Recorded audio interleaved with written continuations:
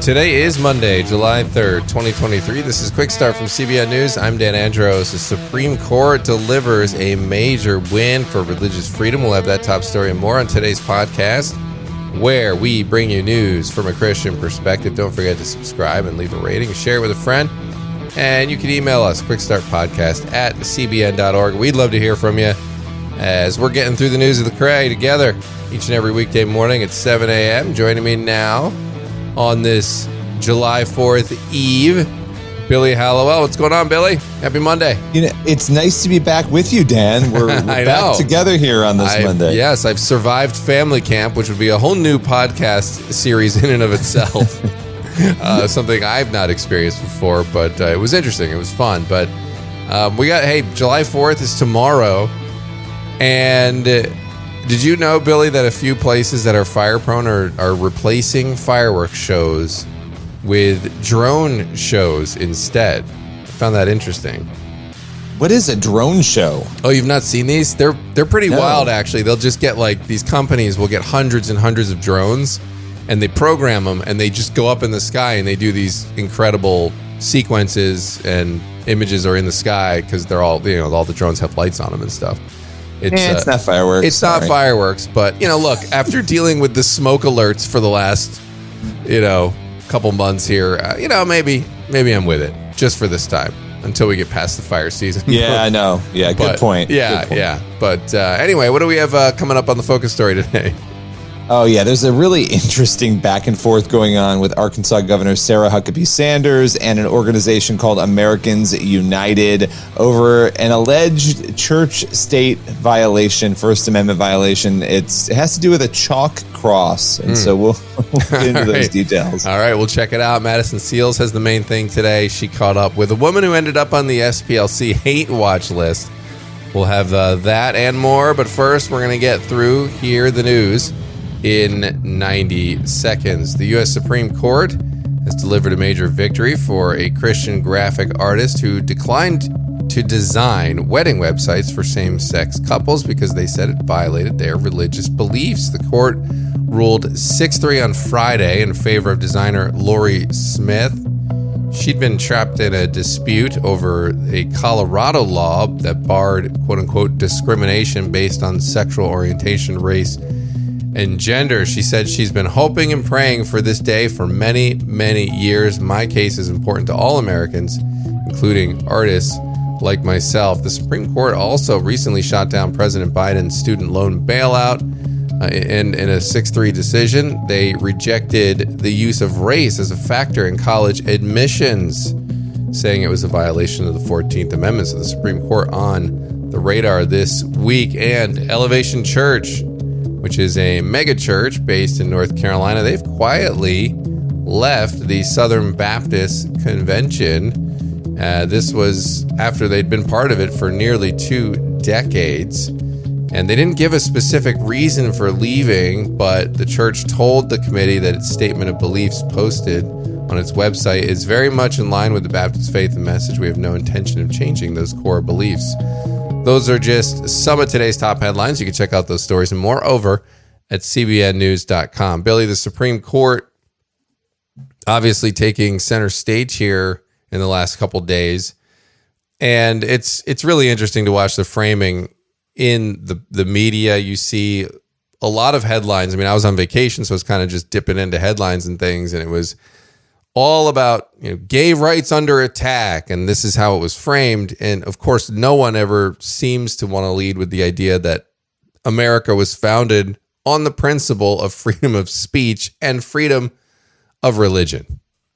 Well, and freedom of association. Yeah. And I think, you look at these cases, and you and I have covered these for years now. Yeah. It's interesting because one of the things that gets lost, and again, we've often covered this, there are lesbian-owned print shops. There are, people from all different walks of life who have defended the graphic designers and the bakers on the premise that, hey, we wouldn't want to be forced to convey messages that we disagree with. So if a church comes to a lesbian couple who own a print shop and they want, shirts to be printed, do they have to do that? I think most people who would agree with the graphic designer in this case would say no. You know what? They shouldn't have to do it. Nobody should have to associate with or, and again, this case is dealing with religious freedom, but it extends beyond that, right? Not being forced to convey a message with which you disagree. And that shouldn't be controversial, honestly. No, and shouldn't the country, you'd think, people would be seeing the problem with compelled speech after COVID when we had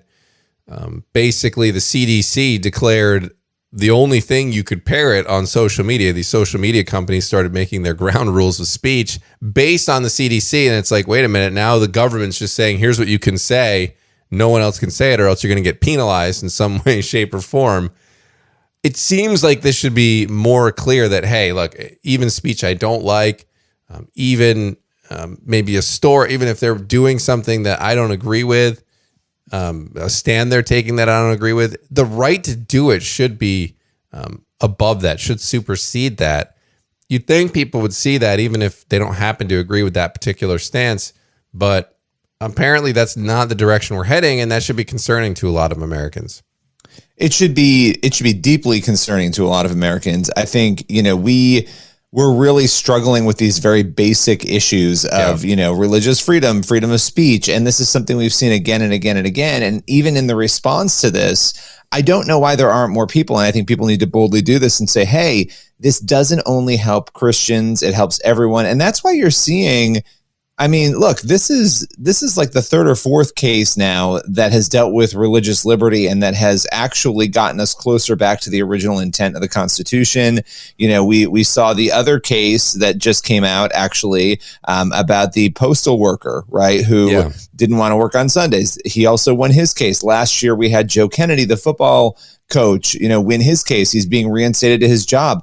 I think what's scary, though, is that you can spend years, literally years, fighting for what basically should be a right that you should implicitly have. Absolutely. These are things that, you shouldn't have to. It's like, yay, we won these court cases, but why are we in court so many times for these things?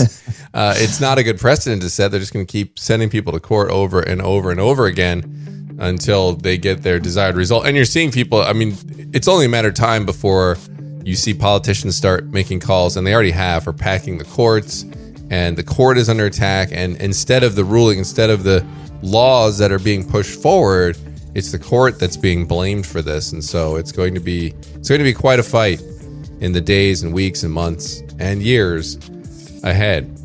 All right, we're going to move over to the focus story now. Arkansas Governor Sarah Huckabee Sanders is pushing back on an organization's demands that she remove a cross-inspired chalk design her children placed at the governor's mansion. So what is the story here, Billy? This is a bizarre story. It's really interesting. It all started when Governor Sanders posted this June 26 photo on her Facebook page, and it shows this really beautiful, colorful, it's a white cross surrounded by all these colors. And she shared the photo. She wrote, "New artwork to welcome people into the governor's mansion. So proud of how hard the kids worked and how well their masterpiece turned out." And so she was sharing this chalk design. It was a pretty big chalk design that her kids put there at the governor's mansion. And again, she said it was there to welcome people into the mansion. And a lot of people, met this with praise. They thought it was awesome that her kids were doing this. But some other people responded and they weren't so happy. Americans United for Separation of Church and State. It's a nonprofit. And I think their name tells us what we need to know about what their goal is. They were less than enthralled with what she posted. Well, what did they argue here? First of all, just a little detail here. When I picture the chalk design, I think, isn't it just going to get wiped away with the first rain? Maybe it's a little different than what I'm thinking, the kids' chalk that they use on my driveway. But what is Americans United arguing here? Yeah, well, it's interesting. It looks, and it's hard to tell, as though this is under like an awning area. So it may not get wiped away very easily. Yeah, gotcha.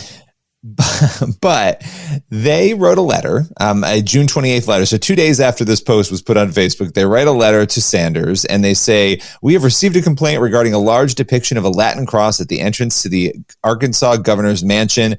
As a government building, the governor's mansion exists to welcome guests regardless of faith or belief." They basically went on to say that promoting one religion over others in such a religious display at that entrance, it sends a, quote, impermissible message that those who do not share share the favored faith are unwelcome and will be treated differently. So they're arguing that because the cross is there, it's telling non-Christians that they are going to be treated differently and not be welcomed in. And they actually say in the letter, look, you're free to create religious imagery and post it in private areas throughout the home, throughout the mansion. You just can't do it on the grounds at an entrance. Those are not places where the images should be allowed.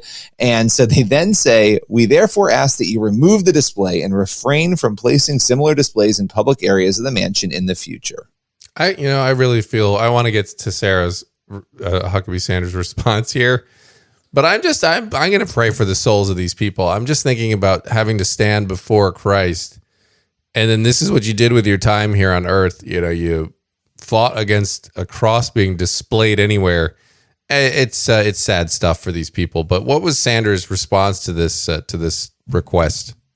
Well, she wasn't having it. So she responded in a tweet and actually her own letter back. But the tweet read, I have received your letter and my answer is no. I will not erase the beautiful cross my kids drew in chalk on the driveway of the governor's mansion or remove my post on social media. And I will not now or ever hide that I am a Christian. Now, in the longer letter, and she shared an image of the letter that she wrote back to them, she said she believes the organization is wrong to claim that the U.S. Constitution prevents government officials and their families from making earnest expressions of religious faith. She also said that she believes that AU, Americans United, is asking her to hide her and her family's identity as Christians. She has this one line where she says, in Arkansas, we stand up to bullying liberals. And she basically said that the Constitution, the founding documents, embrace God and that they're asking her to ignore that truth and to hide a crucial part of her identity in doing so. And one thing I thought was important and interesting is at the end of her letter, she concluded by making it clear that people of all